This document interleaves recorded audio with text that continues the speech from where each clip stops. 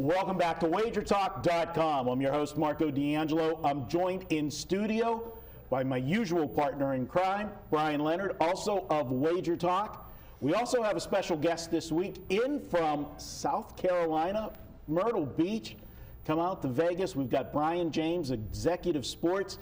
Now, I got two Bryans on the panel this week. I'm going to have problems. I thought I'd go with Fat Brian, Skinny Brian, but I remember the requisite to work at Wager Talk is you got to be large and in charge, so we can't do that. So I'm actually going to be formal this week, and I'll address it as Mr. Leonard and Mr. James, and then we'll go back to... You know, we do have some skinny handicappers. They just don't want to do videos. This is true. Well, I always say, you know my model. Don't trust the skinny handicapper. He ain't eating good. There you go. All right, guys, we're going to take a look at North Carolina and Duke. And Mr. James, this is down in your territory, ACC country and stuff, and SEC, but I know you were a longtime follower of ACC basketball, and you and I go back a long way.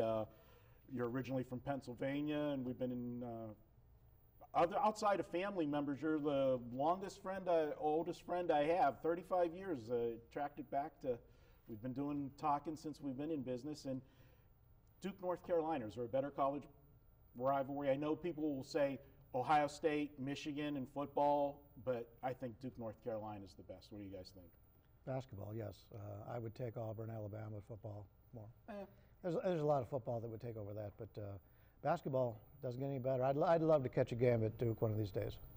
You have been at North Carolina. How's that atmosphere? It's unreal. I mean, I've been to a lot of different games as far as, I mean, I was there when Christian Laettner made the turnaround jumper at the end. I was there when Georgetown beat, or Villanova knocked off Georgetown. Raleigh Massimino. Well, we're going way back. So I was at some pretty big games, but as far as being in arenas, the Dean Smith Center, it's just unreal. I mean, it's an old arena.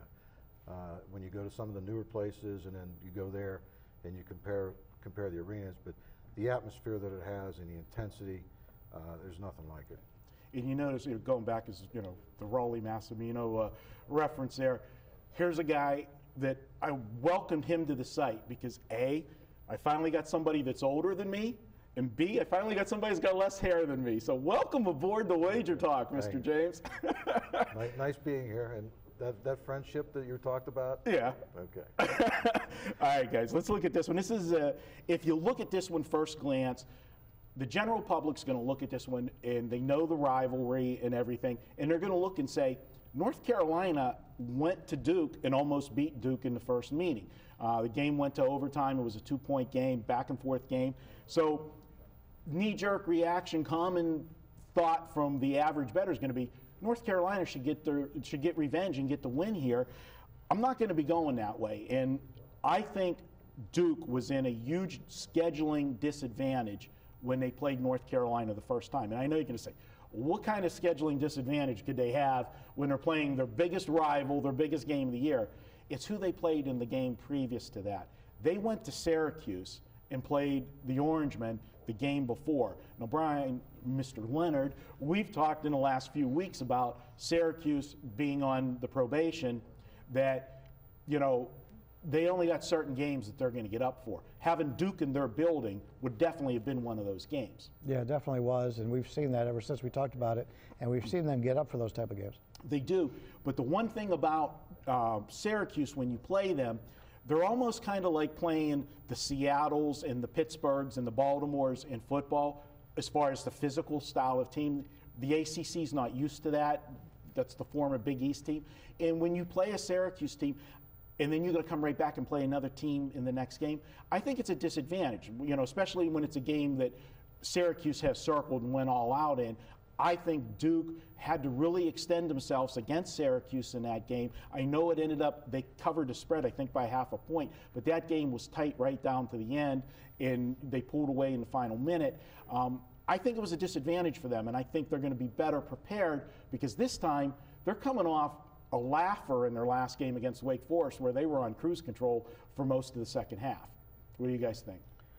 I definitely agree with you. I like it when it looks like a a team should get revenge at home based on how they played on the road. And it looks, you're coming home to the Dean Smith Center, all the emotion this year, especially this year with Dean Smith passing away. It is going to look like people are just going to want they're going to want North Carolina and nothing else. Again, we talk about a lot of different handicap and angles. When a game looks too easy, it's hard to say a North Carolina Duke matchup would look too easy either way. But I think emotion-wise, people are going to want North Carolina. Well, I'm not going to want any part of it. You know me. I don't want to take the obvious, and I think North Carolina will look like the obvious play. I'll be on Duke, and I think nothing against Coach Williams. He's a good coach, but he's no Coach K. I think Coach K, X's and O's wise, much better than Coach Williams, and I think Duke wins this one. I got Duke winning it by 7. We're doing taping on Thursday, so obviously the lines are not out. Definitely the line's going to come out. Just it'll be a small spread. I got Duke winning by 7, and that's my official pick here. Take Duke and lay the points. Hey guys, if you want to check out on Saturday, I'm going to have my 5% college basketball game of the month on Saturday. I got a game circled on Saturday, and as long as that line comes out what I'm expecting it to, all systems will be go on Saturday. And the last 37 days, we're hitting 67% with our basketball plays. So check it out on Saturday. And in honor of our special guest this week from Executive Sports, our video coupon, real simple, executive and the number 10. If you use the word executive and the number 10, put it in at checkout, you'll get $10 off anything you buy this weekend. You can use that coupon one time and use it on the $69 weekend all access. You can get all of our plays through Monday. Pick your favorite capper and get it for one price. That's it for our first video. We're going to come back and check out a college basketball game on Sunday. We're going to have Tulsa SMU next, and that'll be a free pick from Brian James of Executive Sports.